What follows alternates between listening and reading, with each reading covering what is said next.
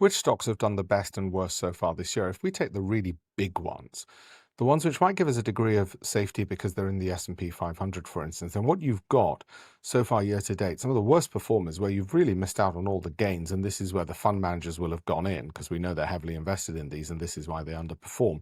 Intuit, for instance, down 56%. You're talking about a year on a market which has gone up, in the case of the NASDAQ 100, about 40 odd percent over the last 12 months. Accenture, 35% down. Now, the vast majority of these on the S&P 500 are on NASDAQ and the New York Stock Exchange. And don't be fooled, they're in technology as well. A lot of these companies are tech companies, which this year so far have fallen and fallen substantially. PayPal, down 29%. That catches my eye. ServiceNow, which, because the software and AI worries, is down 30%. That's one to keep an eye on because in the future that could do well. Adobe, down 34%, and that's just before today's 10% further drop. So the question that arises is, okay, well, first of all, why is it that so many fund managers invested in these Domino's pizzas down 26%? Let's just have a look at some of the other big ones, which in previous years had done so well. Ulta Beauty, 23% down as well. What else have we got? Which really caught my eye. Lululemon, yeah, not really working out in the higher bracket of investors, of wearers. 42% down. Trade Desk, 50% nearly as well. And we're talking big companies, okay? You've got here market capitalization of 56,000 million. Yeah, that's right, 56 billion. Okay, you got a $52 billion company in Boston Scientific. Okay, 12 billion in Tractor Supply. Lululemon, 10 billion. And we're still talking about companies which are profitable. So bear that in mind. Look at the profits on this, pre-tax profits. Every single one of these companies which fell substantially during the course of this year had massive profits. So maybe they're just counter-cyclical. Maybe when a year like 2022, when the market falls, comes around, they'll go up. No, only one of those that's happened. 18% up in 2022. In the case of consumer staples, General Mills, that was up 24%. Then, okay, there's another one, Las Vegas Sands, casinos. I guess in down years, people drown their sorrows. Expand Energy, Axon, Regeneron, Pharmaceuticals. But the battering they've all taken this year. So what is the lesson? The lesson is not everything has simply gone up. Just because they've had great past years like GoDaddy doesn't mean you can hold them multi-year. You've still got to keep an eye on value, growth, income, cash flow.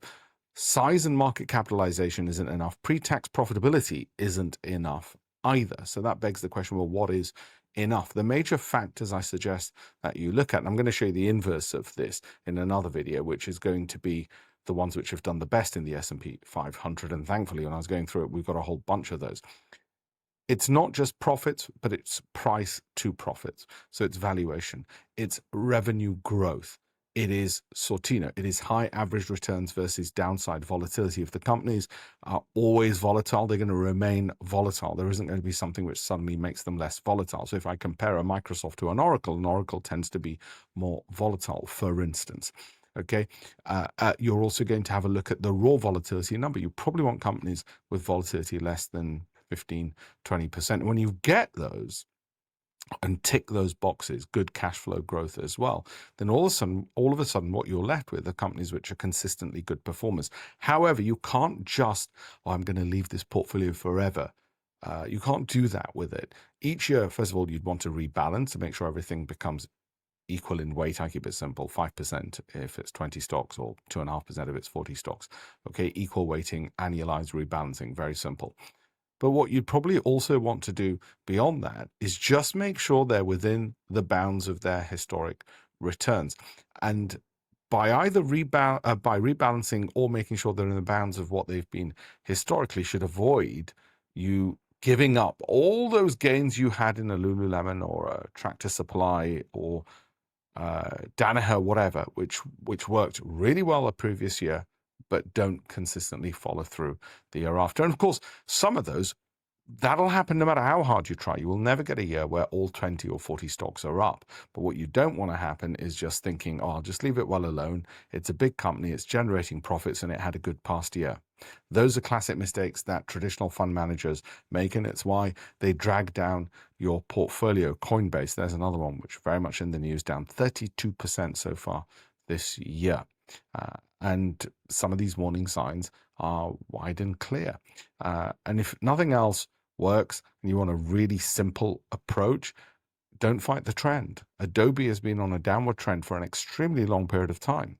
So if you want to avoid all the complexities, even something as simple as a trend, as opposed to what we do is a lot more sophisticated value, growth, income, cash flow, Sortino, alpha, and some of the trend elements are in there as well.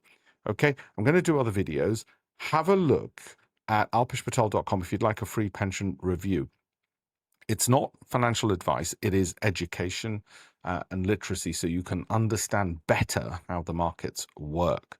Okay, I've written 18 odd books. If you'd like to download a copy, a free copy of that one, for instance, it's also the same link, alpeshpatel.com. Thank you very much.